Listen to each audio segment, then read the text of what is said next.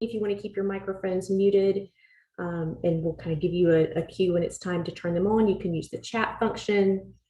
If you want to turn on your camera at any point and show us your smiling faces, that's always nice as well.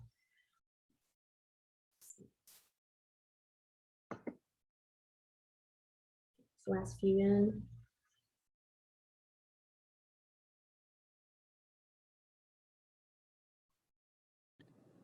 Hi.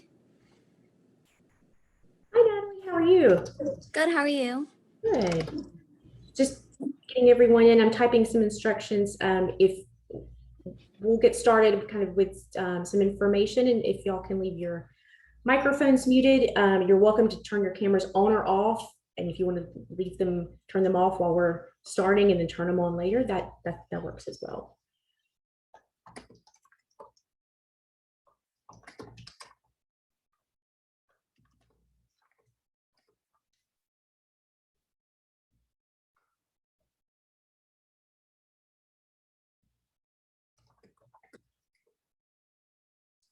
I think we've got everyone in. Dr. Kaufman and Dr. Thweet, do y'all want to get started? And I'll kind of put some instructions in the chat on just logistical stuff, if that's helpful. Sure, let's get started. So I feel like maybe we should introduce each other.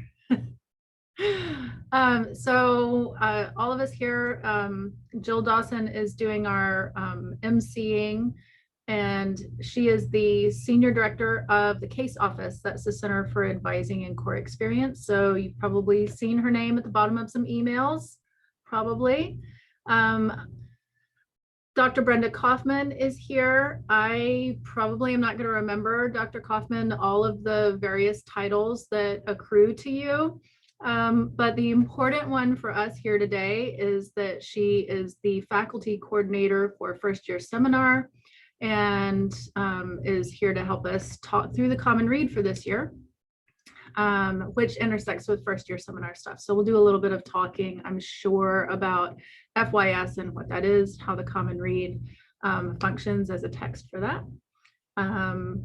Since I'm talking, I'll just introduce myself. I recognize some of your names, so I know that some of you have seen my name at the bottom of emails.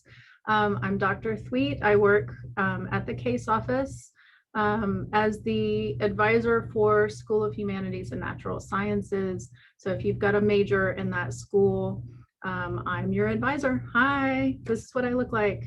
Okay, I'm going to hand it over to Dr. Kaufman for a bit, and Dr. Kaufman, when you're ready to stop talking, you pass it right back to me. Okay, and did you want me to go over a little bit of the FYS stuff first? Or, okay, I wasn't sure if we were just going to focus more on the common read for now, but I'm really excited to be here, and I'm really excited to just see all of you popping up here on the screen. It's really fantastic that you made some time in your schedule today to hang out with us for a little bit. So as Dr. Thweet said, I'm Dr. Kaufman, and I'm one of the faculty members who volunteers to teach the FYS class. You probably all saw on your schedule, you have this thing called FYS, and maybe you've been talking to some people and trying to get a sense of what it is all about. So we're here today to answer any questions that you might have. So FYS is your first year seminar. So all of our first year students will be taking it. So your entire class, all your cohort will be in different sections of the class. And all the faculty who teach it are volunteers. And we like to stress that just so that you all know when you walk into that classroom that faculty person who is going to greet you there really wants to be there with you, right? They're excited about welcoming you to college, and they're certainly excited about helping you to make the transition to college and to read some interesting and exciting and sometimes very challenging things, but then to be able to talk about those things together. So the first year seminar class is going to be a really good space and a really important resource for you. It'll be a great place to make friends. I cannot tell you how many BFFs have come out of first year seminar, and I love it. And it'll be a place for you to learn how to really figure out what study habits work best for you. the kinds of things that you will need to do to take the right notes. And we'll talk about all of those things together, and we'll try different styles and we'll practice them, because college is different from high school. It's very, very, very different. And you're going to have to learn to read and write differently. You're going to have to learn to use your time differently. And so all of these things will be part of your FYS program. We will also make sure that you know who to talk to on campus for any of the needs that you have, if they're financial needs or residence life needs, student activities, clubs, co-curricular activities. Some of these things, some of these words might not be familiar to you now, but they will be soon. And FYS is a great place for you to really get comfortable being at Flagler College. And that's the important thing. We will spend time each week going over, assignments, how to use Canvas, etc. And of course, we're also going to dive into some very challenging reads as we think about ourselves, right? Our place in this world. That's what FYS is really at the heart of it, is not just to help you with this transition, but also to really get you thinking about who you are, what you're doing, why in the world are you in Flagler College, why are you in college, right? What are some of the things that you think about the world, and how are you trying to make sense of those things? And so we will do that, and we will also do that all within the context of Flagler College's core values: thoughtful stewardship, citizenship with integrity, respectful and inclusive community, and transformative learning. These 4 values will become very, very familiar with you, to you over the next couple of years while you're at Flagler College. And we'll do that by also reading things like Plato. Very exciting. I know everyone's excited to read their Plato. And we will also use our first year read, which we'll talk more about in a little while, to not only examine the questions that the author of that book is asking of us, but how we can apply it to some of the larger and bigger themes and values of the college. So we're happy to, I'll leave it there and I'll turn it back over to Dr. Thweet, but we're happy to answer any questions. I think, as Jill said, just put them in the chat and we'll get to them if we can. So. Thanks, Dr. Kaufman. That's perfect. So one thing that I think might help you as you receive the book and begin to read it is to keep in mind that, yes, we sent this to everyone. We're asking you to read it before you arrive on campus, and that is an ideal goal, okay?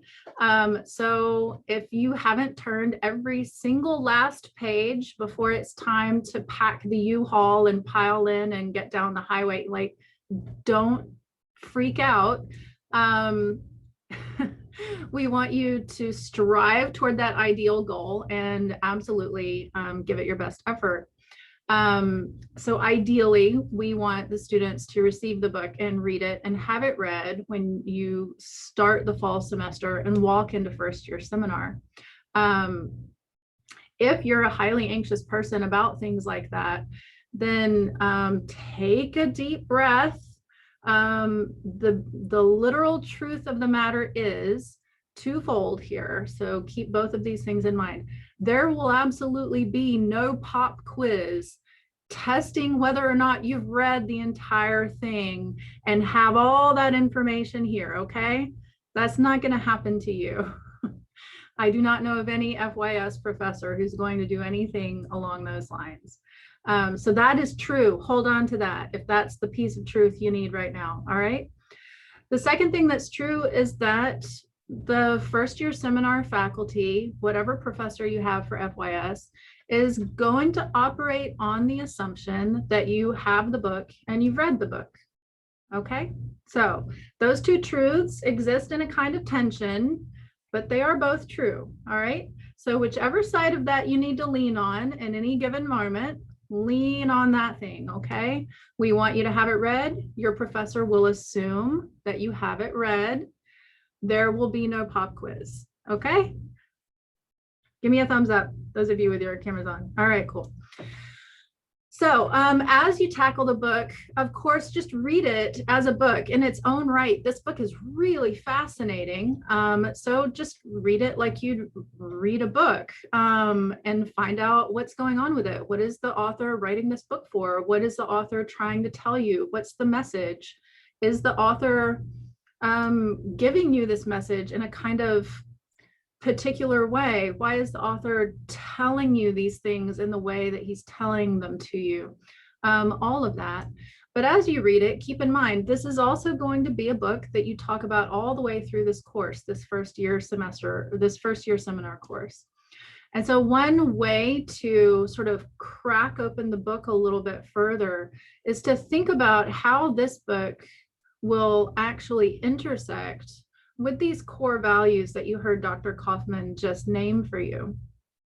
How does this book, We Are the Weather, intersect with the idea of citizenship with integrity, or with the core value of thoughtful stewardship, or with the core value of respectful and inclusive community, or with what we call transformative learning? What does this book have to do with transformative learning? Your first year seminar, in a very broad but real way, is going to walk you through that process through the semester. As you discuss the book, you'll talk about it in ways that intersect with those core values, because first year seminar is always going to be doing both these things. Talking about the core values is a way of introducing you to Flagler College and what Flagler College is all about, while you talk about the book and the topics that the book is concerned with. So one way you can prepare as you're reading it and you're taking notes and you're paying attention to what the author is doing is to think, well, how does this connect with what it means to be a citizen? How does this connect with the idea of stewardship? That one's an easy one, right, you guys? If there's a core value that this book firmly and specifically intersects with, it's going to be thoughtful stewardship, the idea that human beings need to be caretakers of resources, and ultimately a caretaker of the thing that houses and produces all of our specific resources, which is our planet, which is currently warming up, right? So one core value that you will certainly see many, many, many connections to is thoughtful stewardship. But there are connections to others. And maybe those are not obvious to you, and that's okay, because you haven't gotten here yet. So these core values are things that you will be learning more about through first year seminar. And so as you're sort of thinking what these phrases might mean and how they might intersect with what our author is doing in our common read, maybe you have more questions than answers. That's great. Write those things down. One of the things we want you to do as you're encountering the book is keep a track record of all those thoughts and reactions and feelings that you have, right? So we want you to read it, but not just casually. We want you to read it carefully, pay attention, and annotate, right? Give yourself clues as you go. This book is yours to keep. We bought it and sent it to you, and it is yours. You don't give it back to us. So please write all over it. Make happy faces, make frowny faces, underline things, exclamation marks, star things, write WTF in the margin if you need to. I don't care. This is all for you.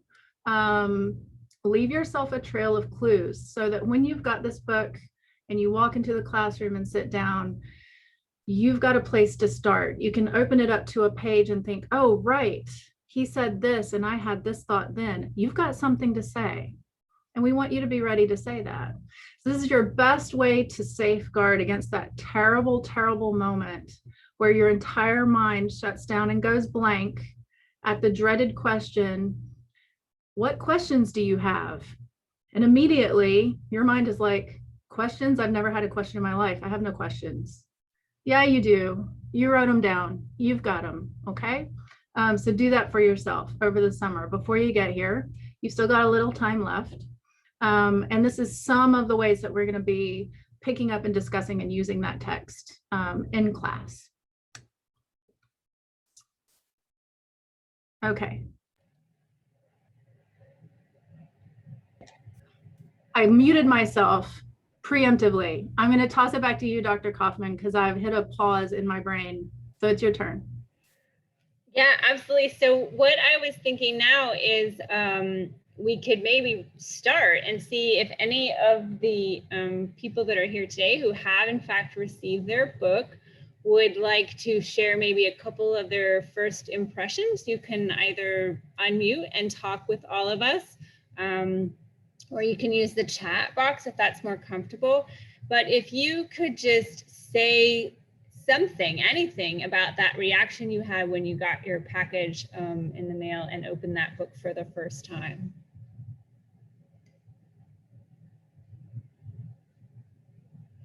Surely you had, even if it was, what in the world am I supposed to do with this? We've been saying this, I think, for the last year. I really hope at some point Zoom will have a function where we can see when y'all are typing. And so. Yes, one of my favorite things about the iPhone. Oh, that's so interesting. Which Gladwell book? I'll have to, is it Blink?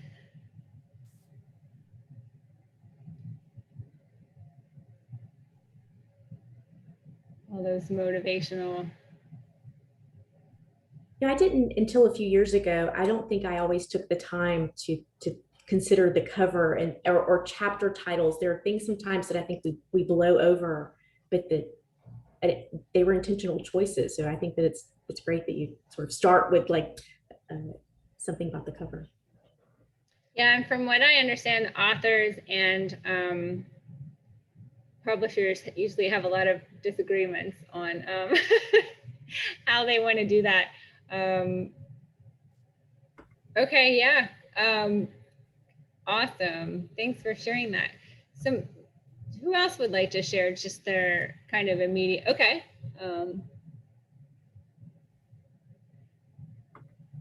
Oh, good. So Brianna, Gracie, you've heard of the book before. That's fantastic. And Peter, the book was interesting. You're talking about it. Excellent. Good. Yeah. You're also allowed to criticize the book. We don't, you know, we assign you things. We're not necessarily saying, we think this is great, you should think it's great too, you know, so it's okay to offer criticisms or questions. And you are definitely welcome to unmute and jump in and we can have a conversation right now. So when you got, and I'm, again, like Dr. Thweet said, I don't want to make too many assumptions about how far you've been able to get into the book, but the book is called We Are the Weather and Saving the World Begins at Breakfast. So at what point did that start to make some sense to you? Maybe we can, I thought it was a book on global warming and it was really, okay, yeah, that's really kind of getting to Emily Gibbons, part of my question, exactly. Yeah, I think one thing that's fascinating about the book along those lines, Emily, is there's some very careful framing that's happening that I hope you'll get to discuss more deeply once you get to campus and start your first year seminar course. But he makes a choice about what audience he wants to address. You know, I don't know how many of you are on Facebook. I'm aware that that's like an old person place now. But climate change discussions on Facebook rarely go well with the weird cross section of humanity that I'm friends with on Facebook. And it has to do with framing, because if you've got people who are sort of entering the conversation being driven by very different commitments and very different sources of information, then the way things are framed are something like this.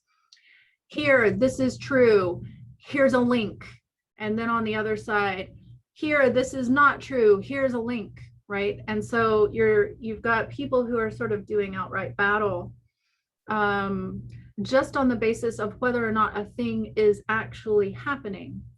And because Foer doesn't want to do that, he chooses not to address people who are skeptics, he's just not talking to climate change skeptics. And that changes how he talks about it. And it also tells you that the project itself is something different than convincing or persuading people who are not convinced or persuaded yet. He's not doing that work. And that I think is interesting to talk about, because that's slightly different than what we see all the time, right? And I think part of how he does that, this gets back to Emily's comment, and I'm really glad to see that the comments are coming in. So I'll stop talking in a second. I think part of how he's avoiding that stalemate is he is personal. He's giving you deeply personal family history, and he's connecting that to larger global history, and he's connecting that to past events, which don't have any connection to global warming except by analogy. Because he doesn't want to simply do this anymore. He's trying to accomplish a different purpose. And that's interesting. One question we can ask is he accomplishing it? And that's a fair question, but he's certainly trying to do something different. One of the themes that I'm planning to bring into my first year seminar class is this idea of how difficult it is to change our behavior, even when we very passionately want to. I think that this is relevant to your first year in college. You may want to be different in some way, or you may want to aim for different behaviors as a student. And the reasons why that is difficult are not indications of how hard you work or what your intentions are. It's that change is hard. Yeah. And particularly things that are sort of counterintuitive are hard.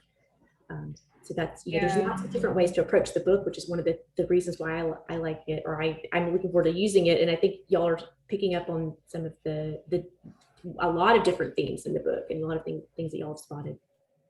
Yeah, I see that Peter's comment about connecting philosophy and belief. I think that it's a really, really interesting part of the book to discuss that. What does it even mean to believe in something? And then, is that a different kind of knowledge? Like, what kind of way of knowing is to believe in something or to accept the veracity of something?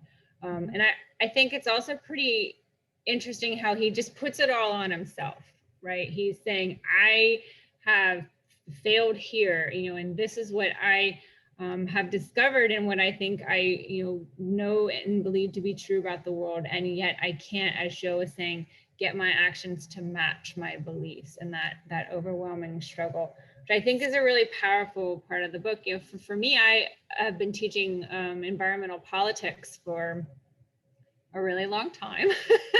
And I've watched, right, over the course of the last 2 decades, the 21st century, how so much more literature, more media, and even in education, in all levels, K through 12, and certainly in higher ed, has increasingly been presenting this information about our changing climate, something that we've known about for 100 years. And yet, at the same time that we're teaching people to be more sustainably minded, we're still pushing this growth mindset, right? Like, we must continue to grow our economy, right? We must continue to buy things, right? So we're simultaneously saying, wait, the world is on fire. And yet we're still encouraging, there's still nothing but, commercials on TV for us to consume some more things that we know that are contributing to it. So I think that him just really trying to wrestle with that reality is really fascinating. I'm going to stop talking so I can read some questions too. I'm going to jump in and say exactly this kind of angle into the book is where I see it intersecting with the idea of transformative learning. So that's a hint to everyone. But questions of how should knowledge inform belief and in turn inform action, that sort of chain, that's a deeply philosophical, moral, ethical question that doesn't have to only apply to climate change, right? Should apply to all sorts of things, but certainly is, we get this almost uncomfortable, intimate glance at the sort of inner wrestling that the author is doing about his own choices and the instances in which he confesses failure. And, you know, every so often you might find yourself wanting to kind of like reach out and give him a pat on the back and say, like, Jonathan, dude, like, it's okay. Like, you screwed up, but get over it and keep going. So there is a lot of inner wrestling that you see in the book, and a lot of discussion about how to motivate change and how to apply that introspectively to your own self. So if you read it from that angle, it's about climate change, but maybe only even incidentally, it's about personal growth, and how you achieve becoming the person you think you should be in the world, and identifying what's holding you back and figuring out what to do about that. And that's even, I mean, it's hard to say that there's something bigger than a global crisis, but that's almost bigger than the global crisis that he's talking about, right?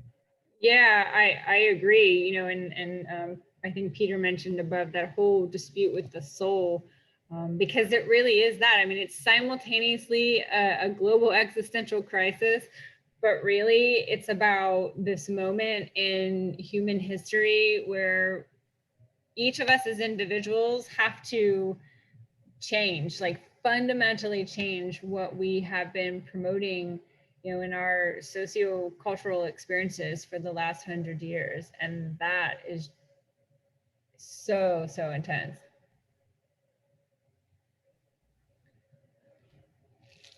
I love the questions. I love that y'all are talking to each other and like you're listening to us and you're responding to each other, which is, you know, very much what we hope will happen in the classroom, and that you'll hopefully bring in not just your experiences before you came to college or to Flagler, but what ideas from your other classes. You're going to be in 4, 5, 6 classes, and we hope that you'll be encountering ideas and readings that will, you know, will inform this, and you can bring them to class.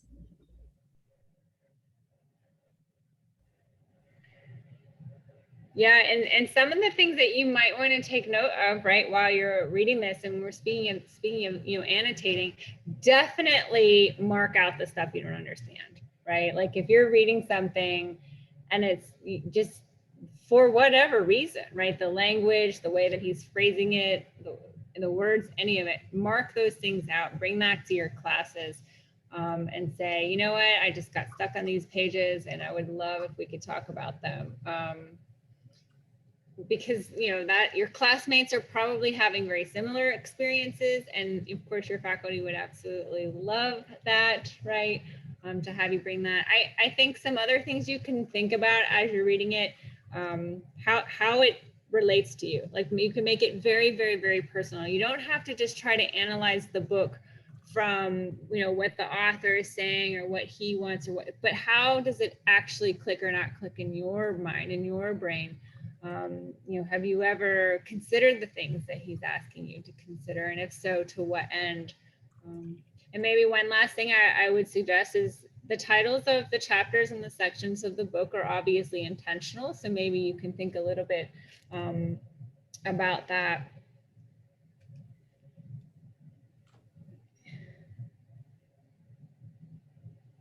I'm getting caught, the comments are great. Yeah, in my global environmental politics classes, we talk a lot about where does responsibility lie, right? How much responsibility is for each of us as individuals? How much responsibility should be put onto the corporations, whether that's the energy companies or the agricultural companies? You know, how does that process work? How many individuals does it take to make a change versus how many corporations to make a change? And so those are really, really, yeah. So the point that, you know, now they're going too fast. Yeah, well, that's Dr. Sweet. I was gonna say this great point here about individual action and systemic change and the way they intersect. Yes, absolutely. And there's so, I think right now with well, I think about like voting, that people sometimes don't vote because you feel like it's a drop in the bucket, but also with right now with things like vaccines and social distancing and masking, it can feel like, you know, does my individual action matter? And I think that it's important to sort of talk through like why did these things build on each other? But the psychological impact when you feel like your behavior doesn't matter is hard to get over. Right. So we might even be able to make an argument for individual action that even recognizes like, okay, right, my drop in the bucket is only ever going to be a drop in the bucket. But if I can't even do a drop in the bucket action, then like quite literally, I will never be able to do anything larger than that. So I at least need to be gathering up my aluminum cans and rinsing them out and putting them in the blue bin instead of along with the rest of the trash, right? Drop in the bucket action. But if I'm not doing that, then I'm sure as hell not doing anything else, right? So that's an Aristotelian habit forming argument for recycling, you guys. I love that you connected that. That's brilliant. I'm gonna write that down and remember to use it. I have to be honest and say that credit for that goes to Dr. Doug Keaton. Yes, very nice. I read an article about a year ago that was written by these psychologists who had studied behaviors of people who stopped getting plastic straws in restaurants. And so what they discovered is that because there's a lot of argument that that's a pointless thing to do, right? That not getting a plastic straw is certainly not going to save the turtles in the end, right? But what these psychologists discovered was that action led to subsequent actions. So people who stopped using straws then stopped getting plastic bags at the grocery store, right? And that kind of built up. And so it was that, but then they found the really interesting thing was, and Jonathan Foer talks about this in the book, this evidence that they have found about the way you can influence people's behavior around you. So you're at the dining table and you don't order a straw, and now suddenly your three friends are like, yeah, the domino effect, exactly, with someone that Jasmine just typed in there, exactly. Now your other friends at the table were like, oh, well, maybe I won't get a straw either. And then that habit forming, that Aristotelian behavior, certainly gets brought into that, you know, wider circle than just that one person. I'm writing that down so I don't forget. Yeah, I made a note earlier. I had a whole lesson plan spring into my head on the basis of what Jill was saying about the difficulty of, you know, behavior change. I've got a theme song, a reading, and a class exercise. It's all on this Post-it note. Okay, I can't wait for you to share it. Yeah, the Karski Frankfurter stuff to me was so powerful. That line, you know, I simply cannot believe what you were saying. It's just so incredible to me. One of the things, if you haven't started the book, or maybe you're just not really sure how to approach it, I think that the way the author writes the book is interesting because you can read kind of, the chapters are somewhat short, and you can read them in small doses or breaks, and they're not it's not necessarily a full narrative. So in some ways each chapter stands alone a little bit. So don't feel like you have to sit down and read a lot. Start with one chapter, and you know, you can even kind of move around a little bit. I think that's okay without being too out of touch. So, you know, it's okay to just sit down and read a little bit. It's okay to read it and not really get it. I know someone mentioned earlier that you don't if you don't have any kind of powerful insights, but someone mentioned earlier that they struggled to get into it, but as they kept reading, they found some things they liked. These are all kind of normal experiences when reading a book. So it's okay if you don't have strong responses. If you, it's okay if you, something about it you have a negative reaction to, like write down those kinds of things and try to think about why. It might also be good news to point out that if you're somebody who started it in that first section and it's just not your thing, each part of the book, part 1, part 2, part 3, part 4, they are vastly different from each other. So part 1 is very short micro chapters in a kind of personal essay, argument by analogy kind of thing is happening there. Part 2 is, I think that's the bullet lists, right? Like the bullet lists of facts, again, just microbursts of organized information. Part 3 is an existential argument with his own soul. So, if part 1 doesn't grab you, maybe part 2 clicks with your brain a bit better. If not, jump inside this dude's head in part 3 and watch him argue with himself. It's a bit of a crazy ride. Pretty cool. These comments are so good. I wish we had time to go through them all.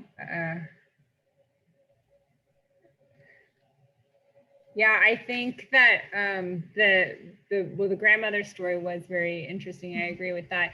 The Maya, your comments here about how he talked about the suicide note really being an argument for life, and your point about sort of these opposites. Yeah, I think that was also, I think that's spot on. It's a really good point. Yes, and the web of life. I think all these connections are also very good. Oh, I've been checking my roster to see if any of you are in my class. The whole time when your names are on the screen here, I'm like, tell me some of these students are in my class. Sometimes it's easier. We found with Zoom the last year to put things in the chat. Don't hesitate to raise your hand and speak up in class. I think that we'll approach FYS in ways that will hopefully get you comfortable in small groups or in a larger setting. During Welcome Week, you'll actually have a chance to go to it like I guess a mini class session, meet your first year seminar professor and students in your class. And this is exactly some of the kinds of things that you might do, not just there, but on a weekly basis. We do lots of other stuff in FYS too. Oh, Jasmine submitted a question about first year seminar. There are some things that will be the same across all first year seminars, but more things will be different than there are things that are the same. What's the same is we will all be reading this book, The Common Read, in first year seminar, and every FYS professor will use it somehow. We will all read Plato, The Last Days of Socrates. At the very least, you'll be discussing Plato's Apology in first year seminar. So those 2 texts are the same. Everyone will do an assignment called 4-sentence essays, which I love, and which you might love the sound of right now, because 4 sentences doesn't sound like very much. But let me tell you, those 4 sentences, they're going to be hard, but we'll do more than one 4-sentence essay. You'll practice. You will be so good at them by the end of the semester. And essentially, this is an exercise in logical rigor, in making sure that you work through a template where sentence 1 makes a claim with a reason, and then sentence 2 says, I disagree for this reason. And you do 2 rounds of that, essentially. So this is actually a really difficult assignment when you're first tackling it. So we will do these and we will practice them. That's the same across all first year seminar. And that's kind of it, right? Yeah, I would just add just the really literal parts of it. You will either have it on Monday, Wednesday, and Friday, or you will have it on Tuesday and Thursday, depending on what class you're in and how it appears in your schedule. The Monday, Wednesday, Friday classes, as all Monday, Wednesday, Friday classes are 50 minutes. The Tuesday, Thursday, as all Tuesday, Thursday classes are 75 minutes. There will be no more than 23 students probably in all of your classes. They will be from all different majors and backgrounds, right? We don't put FYS students according to majors or anything like that. So you're gonna get to meet people who are interested in all kinds of different things. Your professors similarly will be from very different backgrounds, different departments, different levels, you know, different things that they're interested in, which they will be very happy and excited to share. Yes, all the classes on Monday, Wednesday, and Friday are 50 minutes, and all the classes on Tuesday and Thursday are 75 minutes.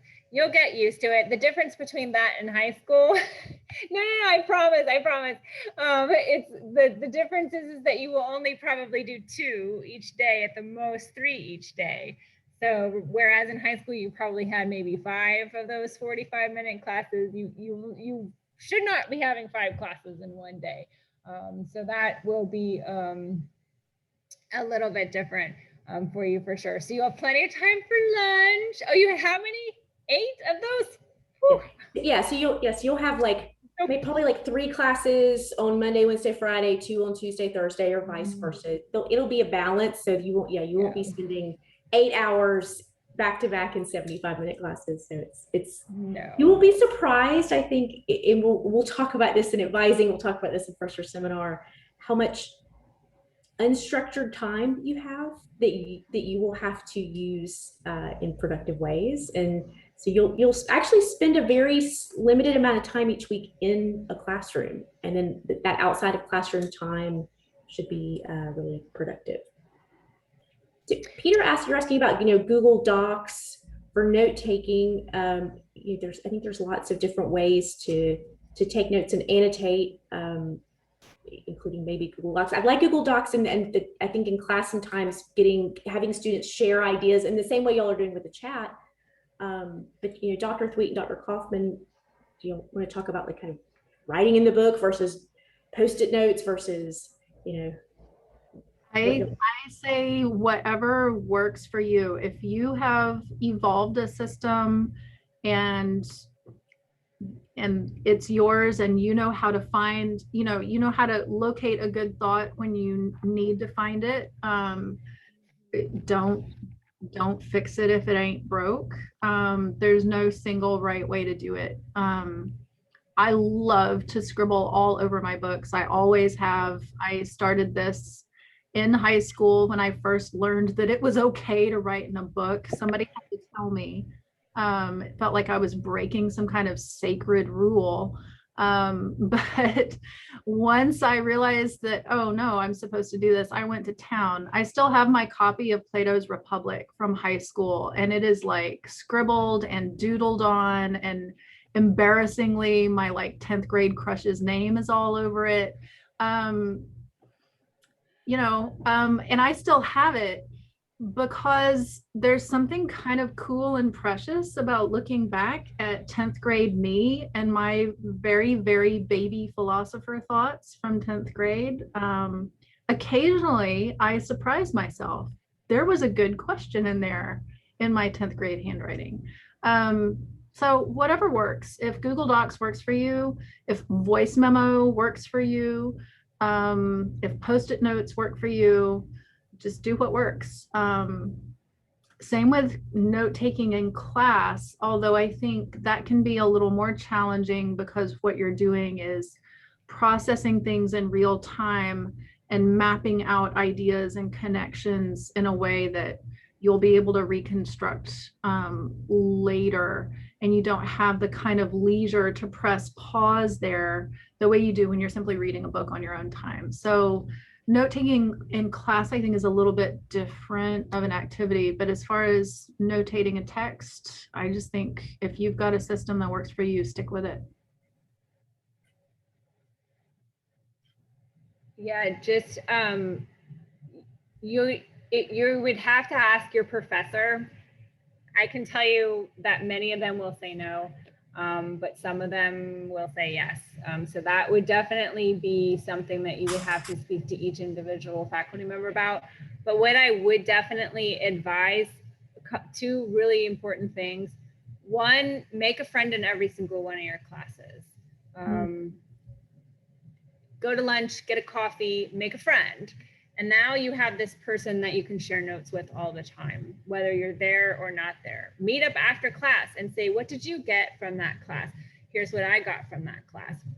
And you can share notes, right? Remember, you're not in this alone, right? You have a million resources on our campus. Use Learning Resource Center, your faculty, your fellow classmates.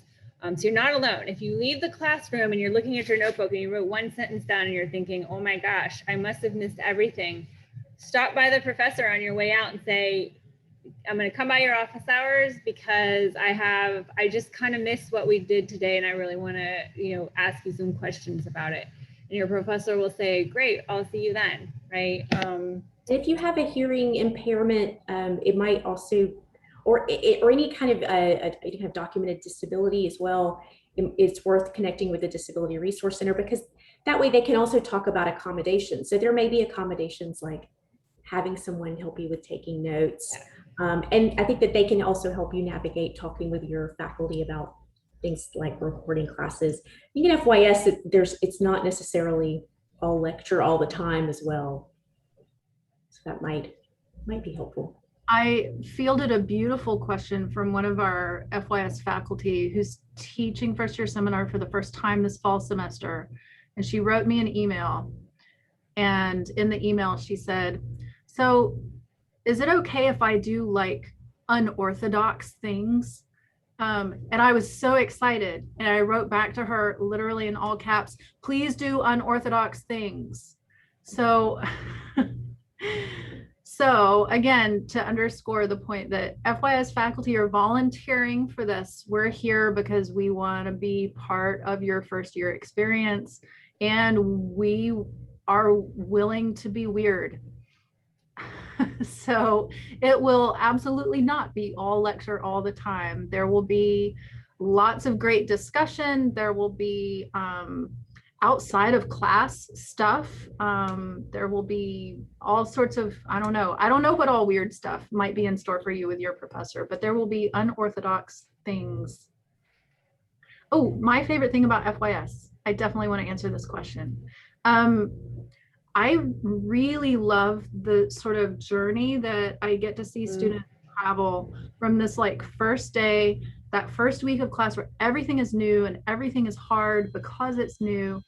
And everybody's nervous because everything is new and everything is hard, to that end of the semester where you've just figured out for yourself, because you did it, that you can do this college thing. And the difference in students from that first day where everything is just like big wide-eyed, incipient panic, to that last week where it's just like, okay, I'm stressed, but like, I got it. That's just beautiful. I love seeing that. I love seeing you teach yourself that. So that's one of my favorite things. Yeah, I would echo that.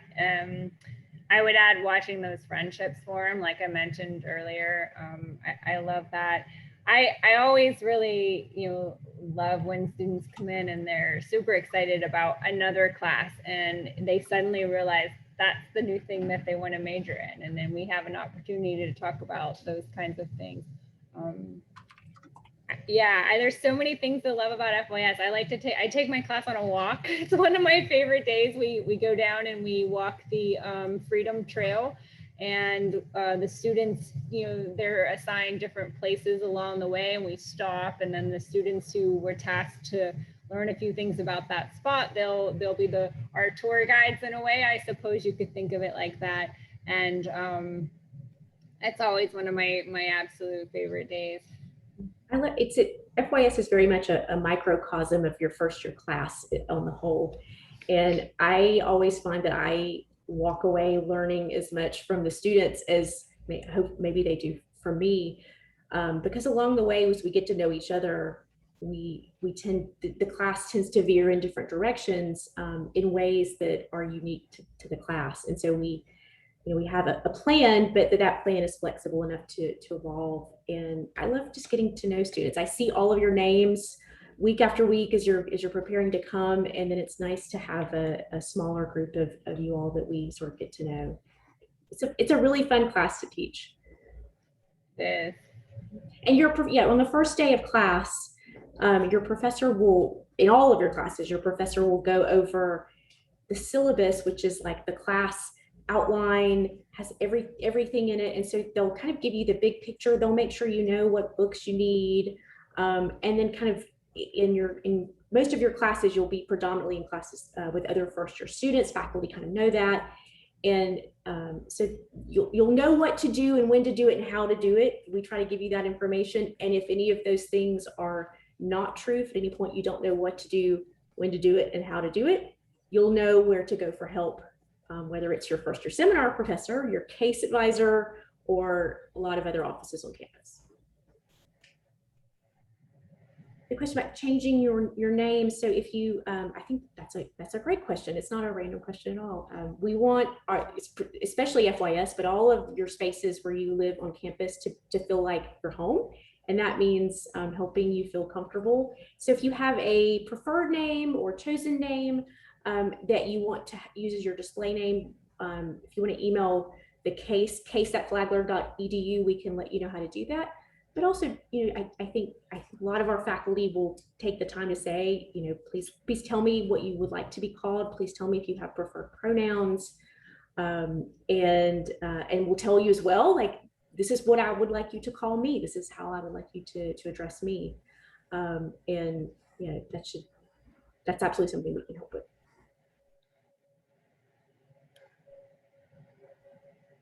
Are there some more questions?